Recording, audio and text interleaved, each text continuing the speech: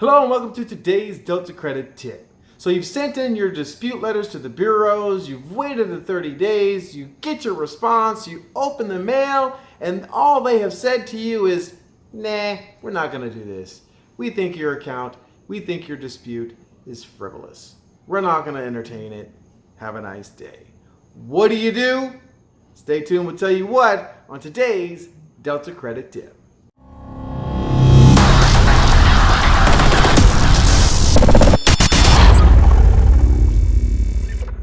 Hello and welcome back to today's Delta Credit Tip. So you've put in your disputes and you get this, your dispute is frivolous response from the credit bureaus. What do? You feel like game over, they've already shot me down, they haven't even conducted the investigation. Why did they do this, right?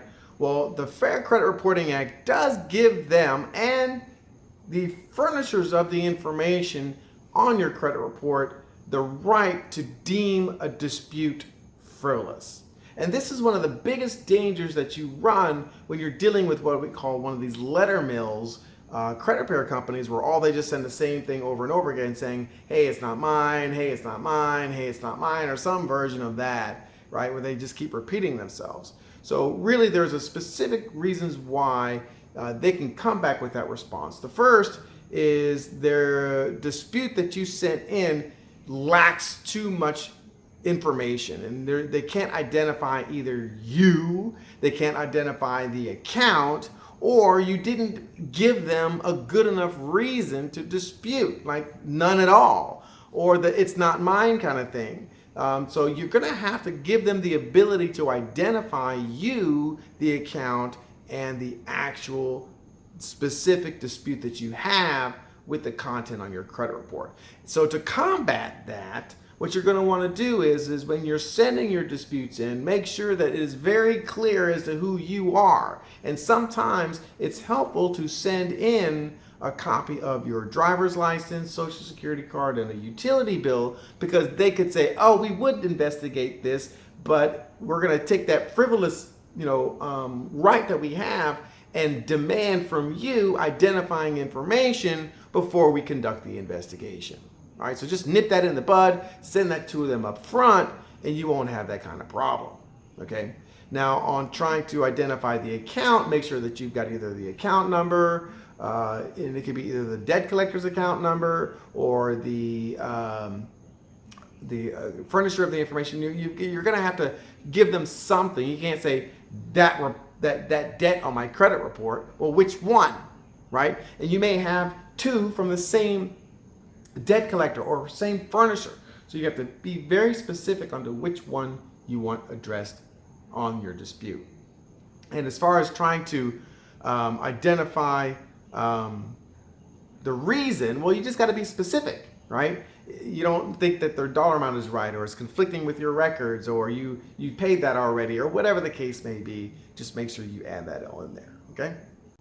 Now, the second reason that they can come back to you and say that this dispute is frivolous is because you've said the same thing over and over and over again, right? If you keep duplicating the same dispute letter over and over and over again, at some point it's just a waste of time, right? They know it, you know it, and they can come back and say, look, we've already done this once already. We're not going to do it again and again and again. Quit sending us this letter. We're not going to investigate this anymore. So obviously, if you send a dispute, you don't get the response you want, you send the exact same thing back to them, the same dispute, expecting a different response, well, you'll get a different response, all right, and it's going to be the frivolous dispute response, and it's going to just kill the whole thing, right? So again, you got to be very specific about why you're disputing something on the credit report, and if they come back and claim that it's been verified, well, your response shouldn't be to send the exact same letter. It should be then to ask them to verify how they came up with their answer and to whom did they from whom did they get that information. So really, you don't want to be sending the same letter over and over and over again, because all you're going to really do is get it thrown out. All right. Now, the last reason that they can come back with a dispute frivolous response is because they don't have enough supporting evidence.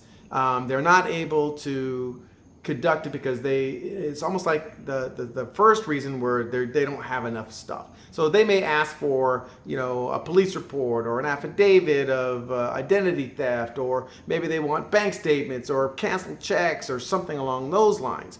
Well, the best way to combat that is you don't have anything. So if there's an error on my credit report or something that I don't recognize, of course I don't have supporting documents.